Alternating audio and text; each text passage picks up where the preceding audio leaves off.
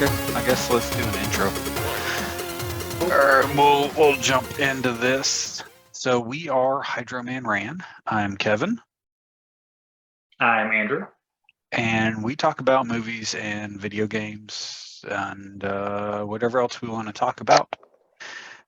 We are cousins, and that's about where the relationship stops. And yeah, so today we are going to talk about the movie You Were Never Really There. And then later on, we'll be talking about Final Fantasy IX. And then since last time, the top five seemed to get a lot of traction, and I think we both really enjoyed that, where we have another top five in store. So we're going to talk about the movie You Were Never Really There. This is Andrew's pick this week, so I'm going to let him introduce the movie and talk about why he picked it. Yeah. So I don't know if it's one of my favorite films, but it's definitely one of the ones I really enjoyed kind of going back and watching a second time and a third time. It's kind of a neo-noir film starring Joaquin Phoenix. Basically, he's this sort of gritty PTSD survivor, may or may not be a veteran. It's kind of vague about that, but he definitely went through a lot of crap growing up as a child. And basically, he's a hired gun, kind of hunts down and recaptures girls who were picked up by sex slave traders, takes them out. But what I really like about the film is, while it's always fun seeing guys like that get whatever is coming to them. What I really like is that the focus is far more on his struggle with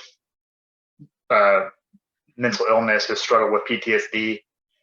And the film really is more of a focus on that than him trying to save a girl, because the main plot that you would get through like the trailer and through just like a basic watch of the film is him just trying to find one girl who was captured by I think it's a senator, maybe a governor, but it's just like a really high.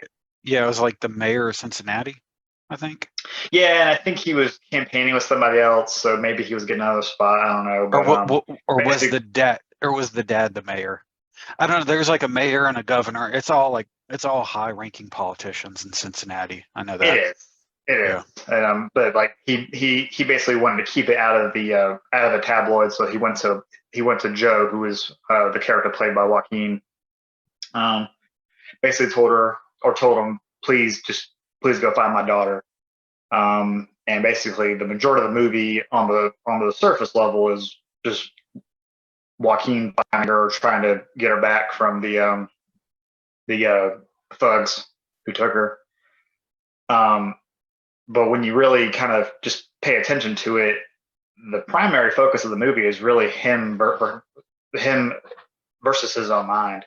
What I noticed the second time watching it was, there's typically in movies like this, the hero is going to be in some point where his life is kind of dangling in the hands of the criminals, and they might make a mistake, or he can find some sneaky way to save himself. There's really no point in which Joe is in any danger. He pretty much handles every villain with relative ease.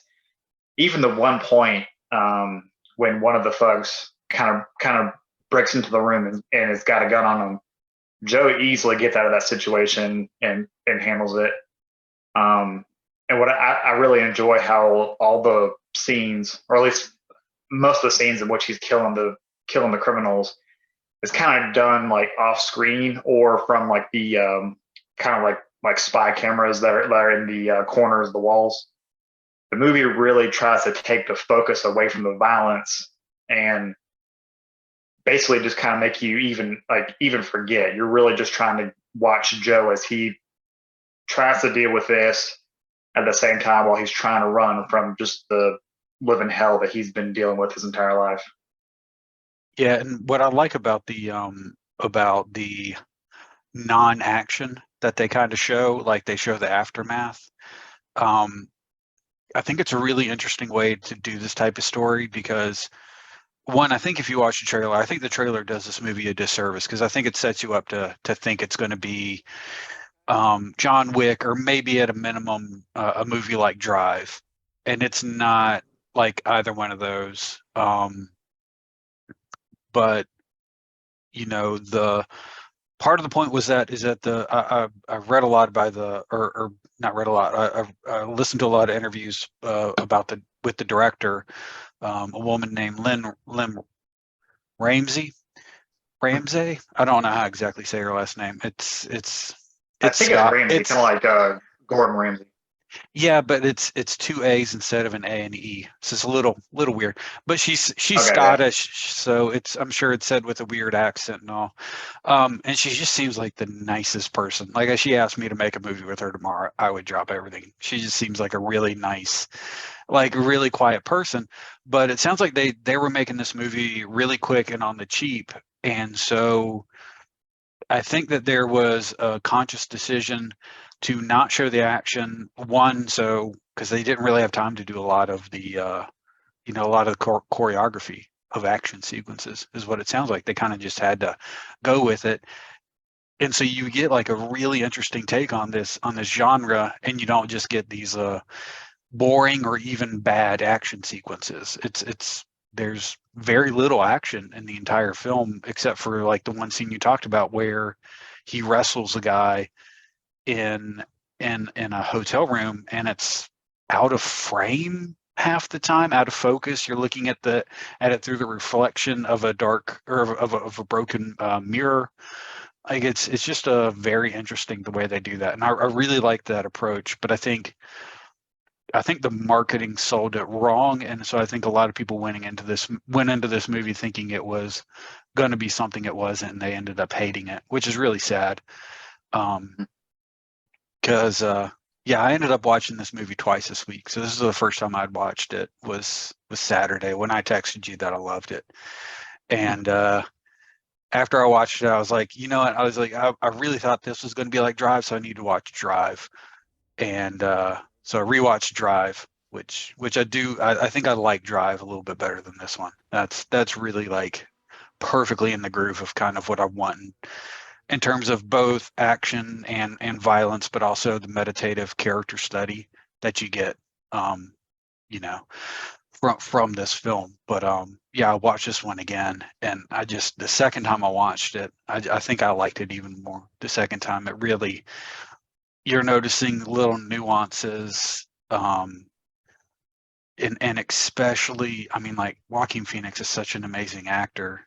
Um, the nuances of his mental illness, you know, it's I don't know. I think a lot of people would probably try to compare this to the Joker, and it's just such a different, interesting character. Nothing like his character in the Joker. Um, like there's just little scenes where you see him. Like there's one really great scene where he's on the platform of a subway, waiting for a subway or uh, what are they called when they're above the ground? Not they're not called subways. The He's waiting. tram. Yeah, he's waiting for the train or tram, whatever it is, and you just see him. The camera is down below the track, looking up through the slats and the up at him, and you just see him. His face is in shadow, and he comes out of shadow, and he's perfectly lit, and he's just kind of looking down, and you can just tell he's contemplating just ending it right there. And Mhm. it's just some of the little touches they do, both in the direction, the cinematography, and the acting on top of it. It just everything just complements itself so well. It's such a heavy movie. Very little dialogue too, and it's just so well done. It is. I think a lot of movies that try to deal with like mental health issues and PTSD in general, they really kind of make it very like over the top, very almost like cartoony in the way that that people deal in struggles when in a in Like in like Joker. Just like, Yeah, like Joker. And whereas for Joker, that's a little more that's probably a little more called for because of who the character is. yeah, it's The it's a average comic person, book. It's yeah, the average person is very quiet about it and kind of like Joaquin, like you said, like he just kind of looking. He doesn't say a thing. He doesn't kind of like start to jump. He just is kind of looking, kind of looks back.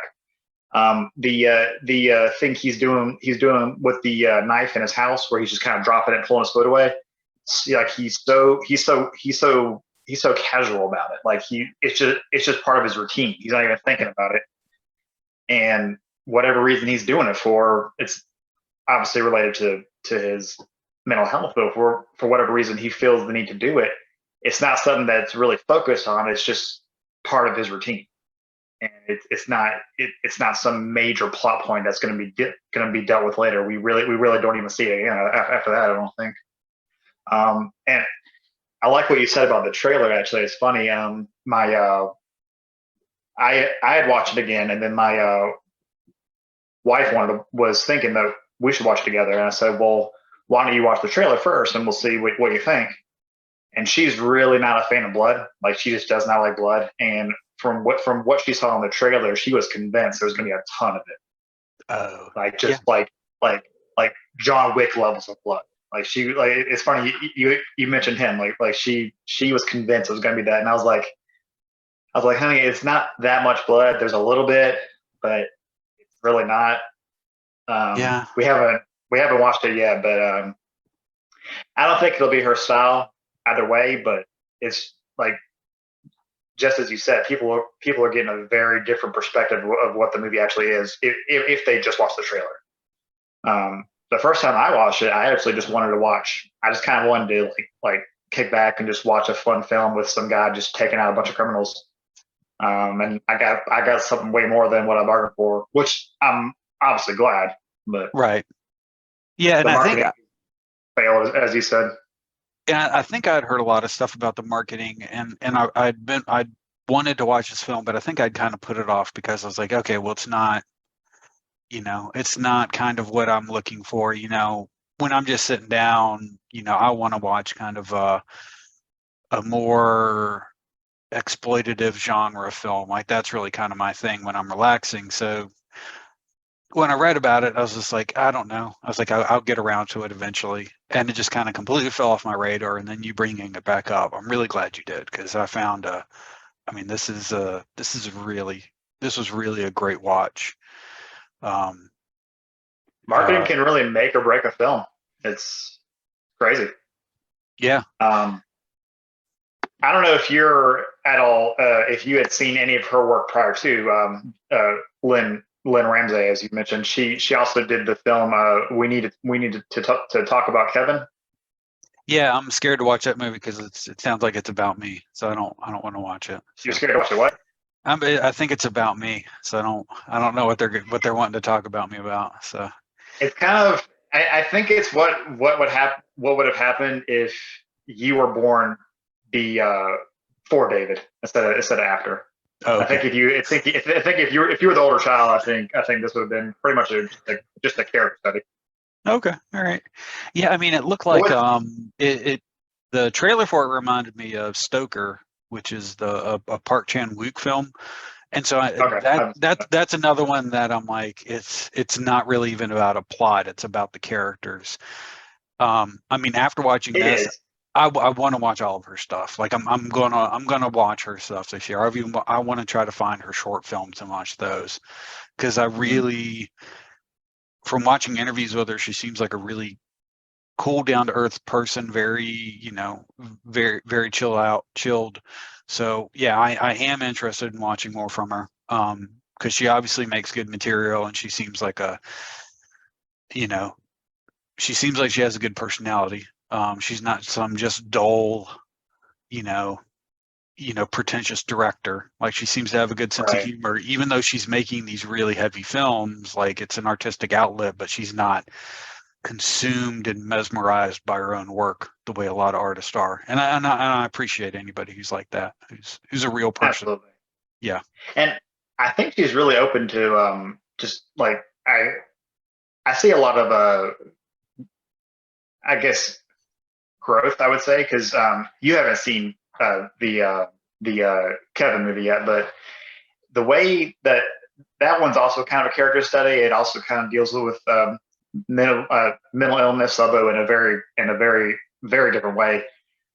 I feel like it doesn't handle it as well as this one. It's a lot more stereotypical. It's a lot more kind of stuff you would kind of expect in movies.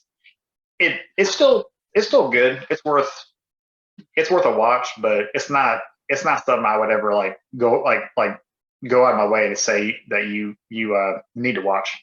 Okay. But in Well, this one, I mean, was Tilda Swinton in that one? Was I want to she say the yes. mom or something like that? I think so. I do not remember, but I think so. Okay.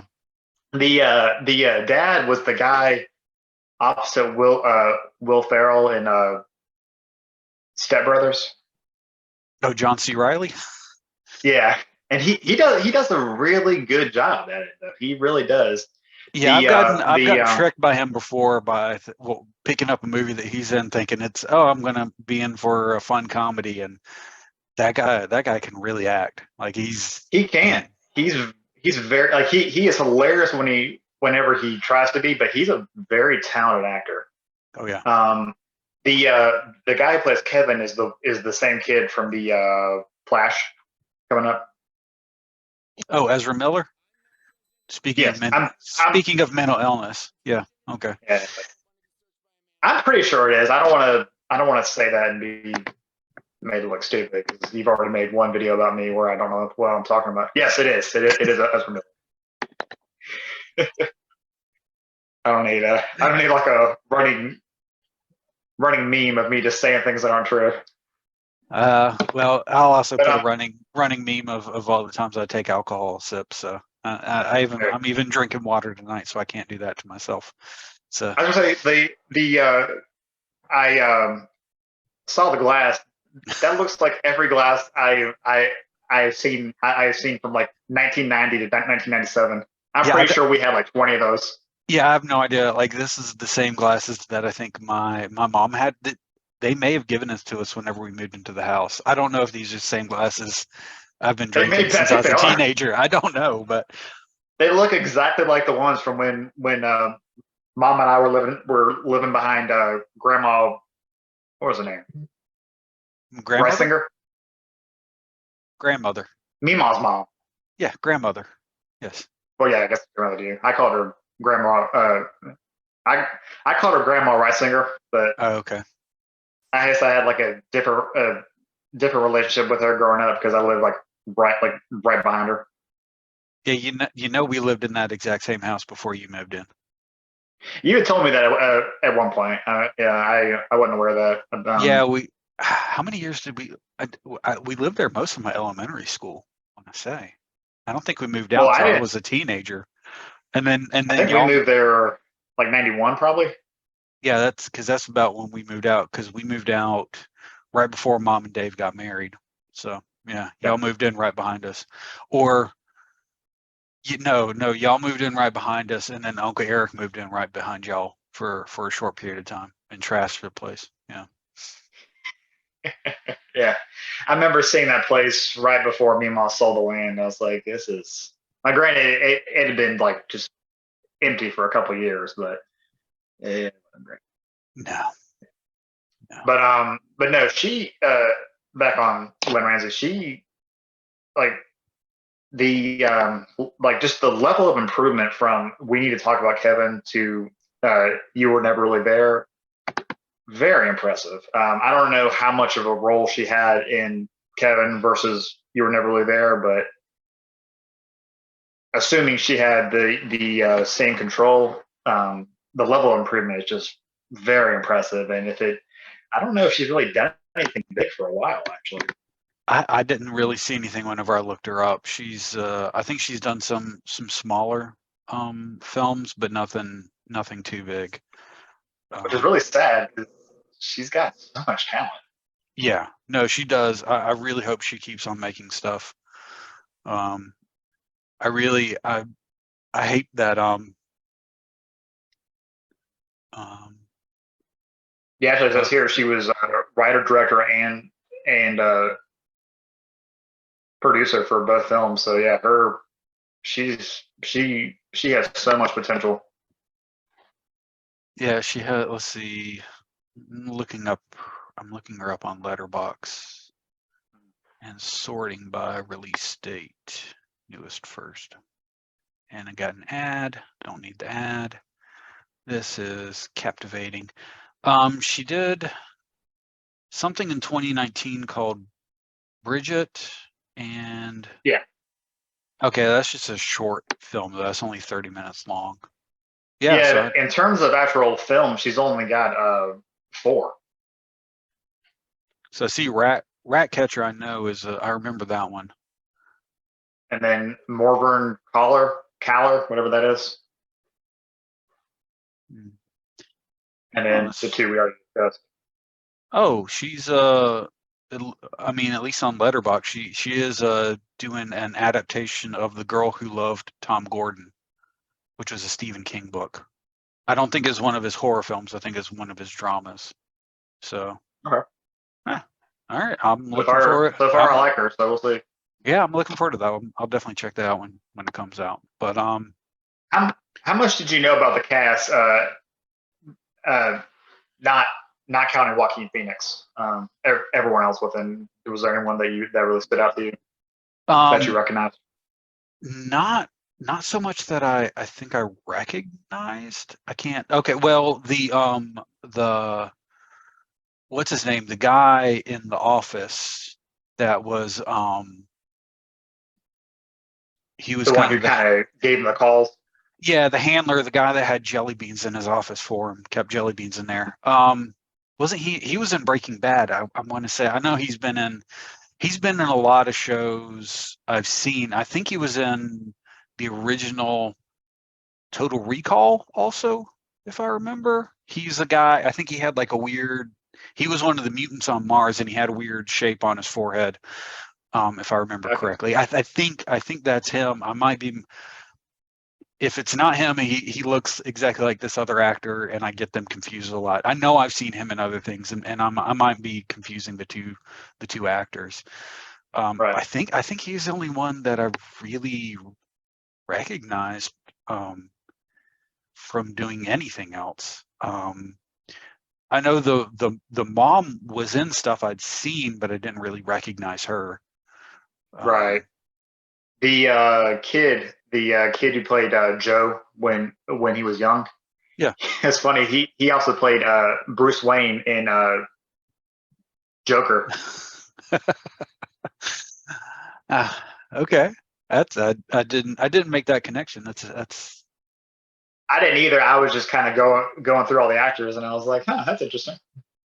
no, I did. I mean, I thought all the actors. I mean, nobody did a bad job. I was actually kind of Oh, impressed, they're all great. and you know, the little girl was kind of stoic in her performance, and I think she was meant to Mhm. be. She was obviously someone who had been through, you know, horrible sexual abuse, and obviously had built these walls up, and from that she became very stoic. But still her small interactions with Joaquin's character really liked like how she there's it was almost as though she saw somebody else who was kind and damaged and and and connected to him and it really started there's that scene where it's right after he rescues her they go into the garage and um she she goes to hug him to thank him and then it's almost like she's trying to kiss him because she doesn't know any other way to show affection and appreciation because she's been Yeah. so abused, which is really kind of a key insight to her also. You know, we find out her relationship with her father and all that kind of stuff as well. And so like and him just being like no you don't have to do that and pushing her back down, you know, like there was this, you know, like she finally found a man that she can trust and she can respect and that was a really cool scene. I liked how they weren't a lot of scenes together, but I really like how they bonded after that. That was a really hard scene to watch because it was so like simple. They didn't really like hold on it for very long, but it just, as you said, it just really showed that like pretty much as far back as she can remember, she's been just treated like just dirt, like just meat essentially. It's just completely warped her mind to where that's really all that she knows. Yeah, and I really like how I feel like if this movie had been made by a less deft hand, um, like this really could have felt very exploitative on the child. But Oh yeah, but it was very, it handled you knew everything that was happening, you understood everything that was going on, but they didn't try to show you anything. They didn't try to they never even got close to showing you what was going on. I think the closest scene is, I think in one scene you see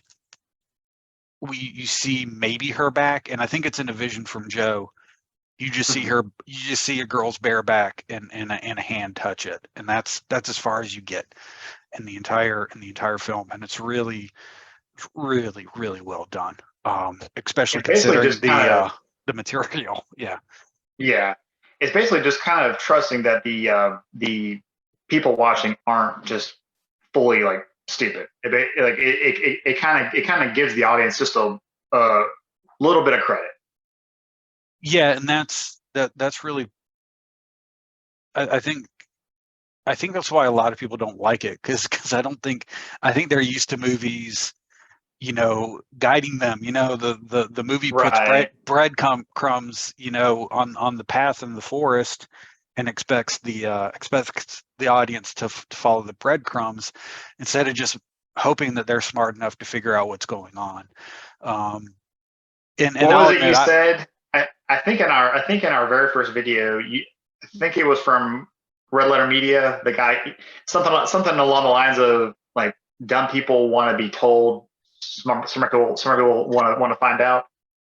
yeah, smart, yeah, basically, yeah, dumb people just want to watch the next MCU movie, whereas smart people want something that is elevates and discuss the human experience and how we interact and connect to each other. Right. And that's what this movie has done. And I have, even though I did a review on it, I have not watched Ant-Man and the Wasp: Quantumania. I have a feeling that movie does not do this at all. Uh, I'm sure it paints That's a actually very, like by far the most watched video that we've got. it It's is, and almost at 300. it is, and it's me mocking, just mocking clickbait, pointless reviews while mocking the MCU at the same time, and somehow that worked. And I really hate humanity. I felt like Joaquin Phoenix in this film after I saw that video explode. I was like, oh, I get it, dude. Yeah, just put the bag over your head. Yeah, it'll be okay. Just grab April and just slowly walk into a pond, man. It's over. Put rock, find the perfect rocks, put them in my pocket. Yeah, I did. Man, I love that. That scene was so well shot of him That was underwater. That that was was so a good. beautiful scene. That was very powerful. And again, it wasn't telling you everything that was going through his mind. It wasn't telling you all like how to feel, what to think. It just kind of happened, and you figure out in it that he was done. His mom's gone. He feels like a failure, and then he decides, no, screw that. I'm gonna go figure it out. But it's not doing some kind of clunky dialogue where he's like talking that scene out. Like we've we've seen that moment like probably 1,000 times in every single action movie. The main hero's down. Actually, in the game we're we're going to review, we even see that like the main hero is down.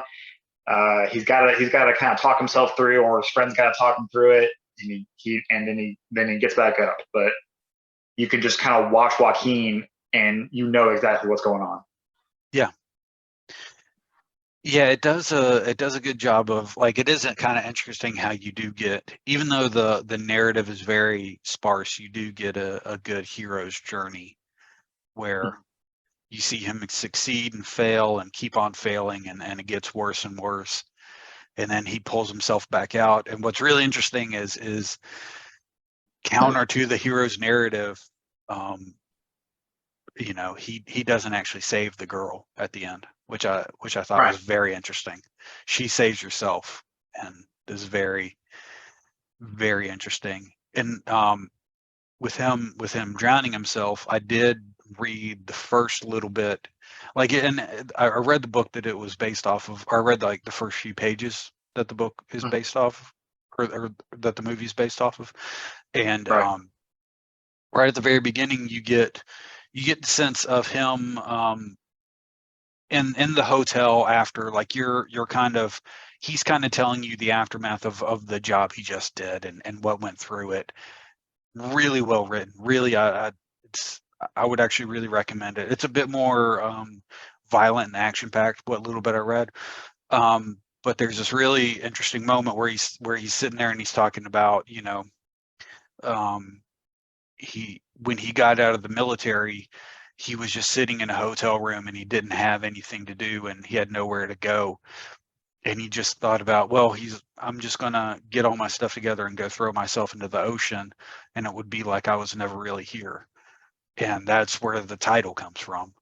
Is he wants to leave the world like he was never really there, and that kind of ties into, what he was doing with his mothers. Like, they were never really there. Like, that's his idea, is there's nothing to clean up. We were never really here, and he was kind of only holding on in the movie, and it mentions this in the book, that he was really only holding on to take care of his mom. That was the only real reason why he hadn't actually gone through and committed suicide. So I can see that being done really well in the book, and at the same time, I'm really glad that for the film they kind of left it vague. quiet. Yeah. Yeah, vague. I'm really glad they did it that way, because while again I'm sure it was done very well in the book, it often does not translate well.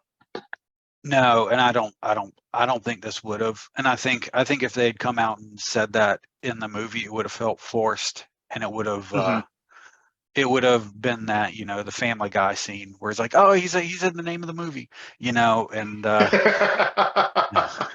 we got to go back to the future, it would have been like that kind of scene. So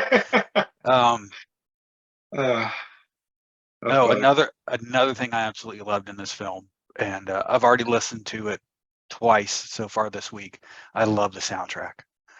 I love the score, and it's by, I didn't realize it until like the credits started rolling. But it's by Johnny Greenwood, who's one of my favorite musicians. I was really what has he done? I don't know that name. He's a guitarist from Radiohead. Oh, awesome. Yeah. So Very cool. he's done a lot. I think he did I'm not gonna even, I think he did Power of the Dog was his last big one that he did. I think he won a lot of awards for Power of the Dog. I want to say, I think he did Suspiria soundtrack, if I'm not mistaken, like the remake that recently came out. So it's like very discordant. It's very ethereal, drums and beats. It's very, when you know he's from Radiohead, you can hear like, oh, okay, I've heard these types of things in Radiohead songs. Okay, I get what I get, like, the connection is pretty obvious. But it was very dark and gritty, but not to the point where it was just like constantly telling you what like we're in a dark moment. Like it just kind of laid the theme out. I did have a good laugh though, because there's the beat to one of the songs. It's in the first half of the movie, but the first part of the beat sounds like the intro to Danger Zone, and I immediately started thinking of Archer. I just couldn't stop cracking up. I will later on tonight or tomorrow. I will send you the timestamp so you can go listen. Like once you hear it, you're not going to be able to hear anything else. I promise. And I do love the way that the movie used diegetic music versus the non-diegetic, like the way no other movie would ever have had that scene with the killer in the kitchen, like where they're just listening. Right. He gives him a painkiller and he just asks for information, and he just lays Mhm. beside him and they sing the song and he just holds his hand while he dies. And it was just this like such this weird, like it's almost like Joaquin Phoenix's character understood this is just another soldier doing a job. Like this wasn't a malice man. This wasn't a man raping children. He was Right. just a soldier following orders. And yeah, That is the it kind was, of thing that people who go into the film wanting blood, they're going to be really upset at that scene. oh, they would hate that scene because it I doesn't. loved it. I thought it was great. Yeah, yeah. No, I did. I think it said so much about Joaquin's character. I think it said a lot about the director and how her obvious intent in the film. And yeah, no, I thought that was a great moment. But okay, so I'm gonna go ahead and stop it and send you a new meeting request because we're about out of time. We can keep talking about this movie. It doesn't Yeah. matter. Yeah. Cool.